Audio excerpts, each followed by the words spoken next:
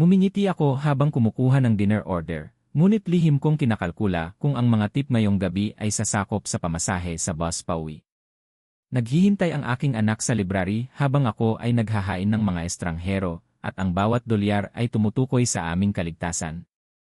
Ang aking anak ay nakaupong mag-isa sa library pagkatapos ng paaralan, gumagawa ng homework habang ang ibang bata ay umuwi sa merienda at mga magulang. Siya ay siyam ngunit naintindihan na ang tungkol sa work schedule ni Daddy. Ang kanyang kapanahunan ay sumasakit sa aking puso. Nagdadala ako ng emergency na $5 na bill sa aking wallet, sapat lamang para sa pamasahe sa bus kung ang mga tip ay kakilakilabot. Ang $5 na iyon ay kumakatawan sa aking buong safety net. Karamihan sa mga tao ay may higit pa sa kanilang mga unan sa sopa. Ang aking dating asawa ay nagpakasal muli sa isang matagumpay na negosyante. Nagpapadala siya ng minimal na child support at hindi maunawaan kung bakit ako ay nananatiling waiter lang. Nakikita ng aming anak ang parehong mundo, ang kasaganaan ng kanyang ina at ang aking kakulangan. Ang school project ng aking anak ay nangangailangan ng mga larawan ng family fun time. Wala kaming anuman, mga larawan lamang niya sa library na naghihintay sa akin. Umiiyak ako sa banyo ng restaurant pagkatapos kong ihatid siya. Napansin ng regular na customer na si E. Harrison na palagi akong sumasakay ng bus kahit sa ulan. Inalok niya ako ng isang sakay minsan, ngunit gumawa ako ng mga dahilan. Ang kahihiyan ng aking sitwasyon ay pakiramdam na mas mabigat kaysa sa anumang basang damit. Hinintay ako ni E. Harrison sa bus stop isang gabi. Kilala ko ng mabuti ang bus stop na yon, sabi niya. Tumayo ako doon sa loob ng 3 taon pagkatapos ng aking diborsyo. Ang kanyang pagkilala ay nagpainit sa malamig na gabi. Ipinaliwanag niya na ang aking mga kasanayan sa tao ay isang asset sa negosyo, hindi lamang isang kinakailangan para sa trabaho sa serbisyo. Pinamamahalaan mo ang mga komplikadong sitwasyon ng may biyaya, sabi niya. Iyon ay pamumuno, hindi paghihintay ng mesa. Ang aking unang side hustle ay ang paglikha ng mga training material para sa mga bagong waitstaff. Binayaran ako ni E. Harrison upang sanayin ang kanyang mga empleyado ng food truck. Kumita ako ng higit sa isang weekend kaysa sa isang linggo ng paghihintay ng mesa. Kumalat ang salita sa ibang mga restaurant. Sa lalong madaling panahon ay nagkokonsulta ako para sa 3 magkakaibang lugar. Ang aking pag-unawa sa serbisyo ay sa wakas ay nagbabayad ng kung ano talaga ang halaga nito. Bumili ako ng aking unang kotse, walang magarbong bagay, ngunit maaasahan. Wala nang mga kalkulasyon ng pamasahe sa bus, wala nang mga pagkuha sa library sa ulan. Ang ngiti ng aking anak nang makita niya ito ay nagkakahalaga ng bawat pakikibaka. Ako ay umalis sa aking trabaho sa paghihintay ng ang aking kita sa pagkokonsulta ay dinoble ang aking bayad sa restaurant. Ang takot ay napakalaki, ngunit ang pagkuha ng aking anak mula sa paaralan sa halip na library ay walang halaga. Ang aking anak at ako ay mayroong aming unang tunay na bakasyon na pinaplano.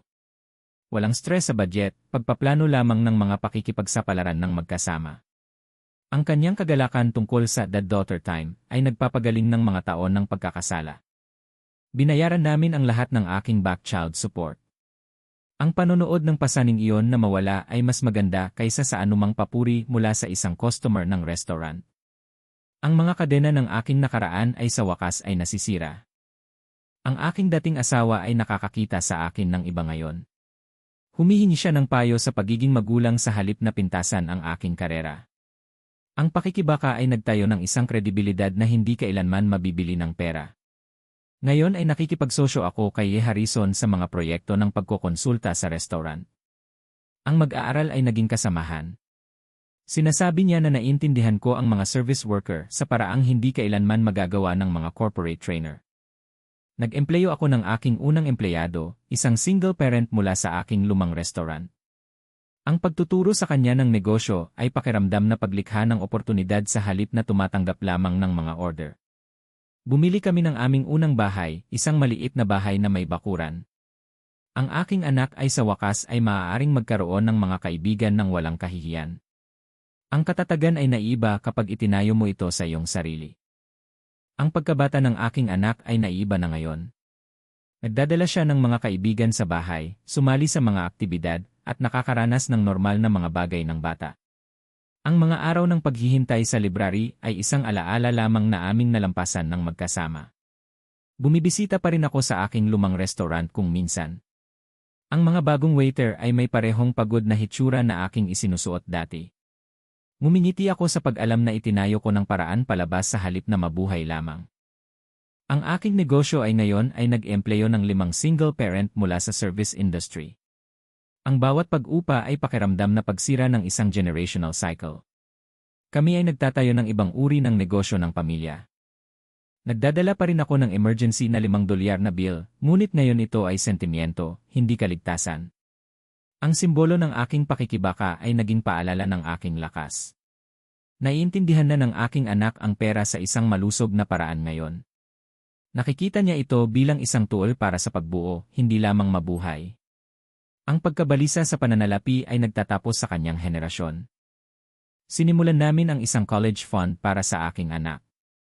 Ang paggawa ng unang deposito na iyon ay pakiramdam na pagsira ng bawat limitasyon na aking hinarap. Magkakaroon siya ng mga oportunidad na hindi ko pinangarap na posible. Nagtatrabaho pa rin ako sa mga restaurant, ngunit ngayon binabago ko ang mga ito sa halip na magtrabaho lamang sa mga ito.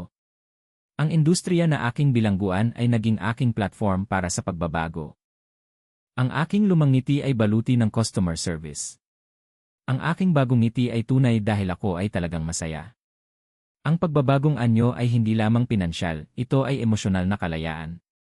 Naggo-volunteer ako sa library kung saan naghihintay ang aking anak dati. Ang pagtulong sa ibang bata sa homework ay pakiramdam na nagpapagaling ng aking sariling pagkakasala bilang magulang. Ang lugar ng aming pakikibaka ay naging lugar ng aming serbisyo. Ang aking negosyo ay nagtuturo sa mga single parent na makita ang kanilang mga kasanayan sa serbisyo bilang mga asset sa negosyo. Ang bawat estudyanteng makatakas sa bitag ng industriya ay pakiramdam na isa pang tagumpay laban sa pakikibaka. Sumasakay ako ng bus kung minsan sa pamamagitan ng pagpili ngayon, hindi pangangailangan. Ang biyahe ay naiba kapag hindi ka kinakalkula ang kaligtasan. Ang pampublikong transportasyon ay nabago mula bilangguan hanggang payapang biyahe. Ang aking anak at ako ay mayroong lingguhang adventure days ngayon. Walang mga limitasyon sa budget, paggalugad lamang ng magkasama. Ang paggawa para sa nawalang oras ay mas mahusay kaysa sa anumang tagumpay sa negosyo. Ang waiter na nagkalkula ng pamasahe sa bus ay natutunan na ang tunay na kayamanan ay oras kasama ang kanyang anak, hindi lamang pera. Ang kalayaan sa pananalapi ay ginagawang posible lamang ang mga mahahalagang bagay. Ang aking mga dating kasamahan ay nakakakita sa akin bilang isang kwento ng tagumpay ngayon.